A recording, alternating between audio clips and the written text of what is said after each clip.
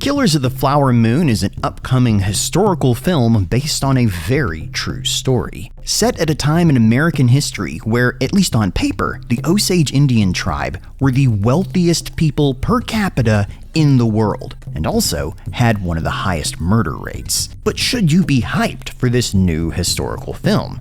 Well, it's described as an epic Western crime drama film by Martin Scorsese, which is a bit of a word sandwich, but somehow also entirely correct. And when you put them together, it spells something you should be interested in. The movie is based on the book of the same name, Killers of the Flower Moon, which follows the murder investigation of members of the Osage Indian tribe in Oklahoma in the 1920s. And from all accounts, this looks to be an absolute banger of a film. With a cast that could only be assembled by a veteran director with as much pull as Martin Scorsese. You've got Leonardo DiCaprio, Robert De Niro, Lily Gladstone, Jesse Plemons, John Lithgow, and Brendan Fraser. And that's just the headliners. The book, Killers of the Flower Moon, was a sprawling tale that covered the entire history of the Osage Indians, the formation and early adventures of the FBI, the murder investigations on the Osage land, and the repercussions from these.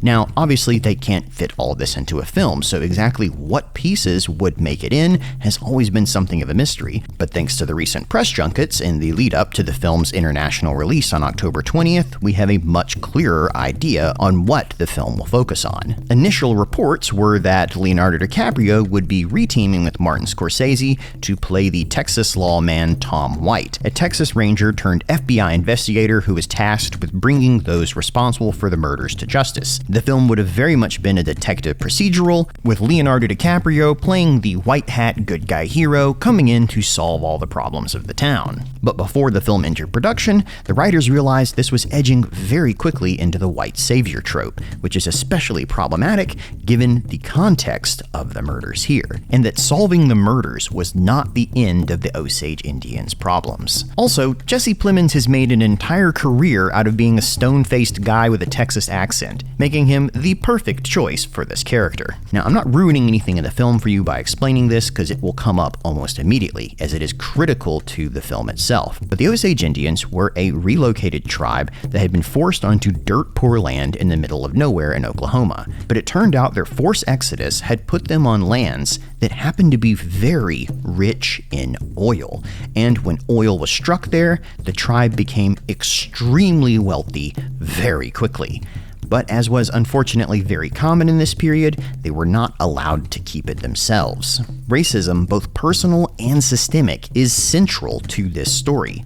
Oil magnates and those wishing to profit off the Osage Indians found them an unwanted middleman, and they had the US government put in place a system of guardianship, where specifically white males that were not a part of the Osage tribe would be in charge of incompetent individuals within the tribe who could not manage their own money. On paper, I'm sure it sounded good to someone.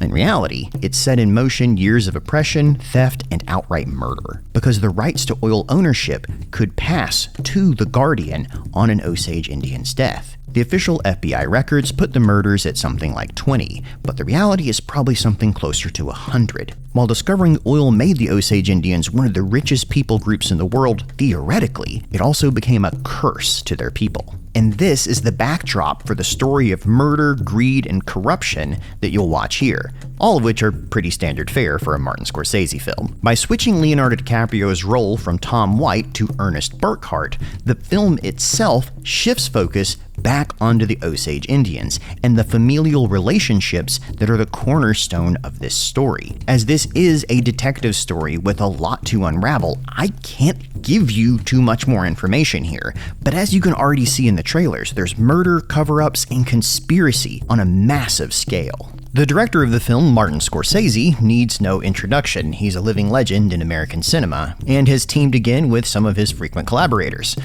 Robert De Niro will play the character William Hale, inspired by the real-life cattle baron William Hale, who lived among the Osage Indians and is one of the central conspirators. Leonardo DiCaprio will play William Hale's nephew, Ernest Burkhart, who moves to the Osage Territory and marries Molly Burkhart.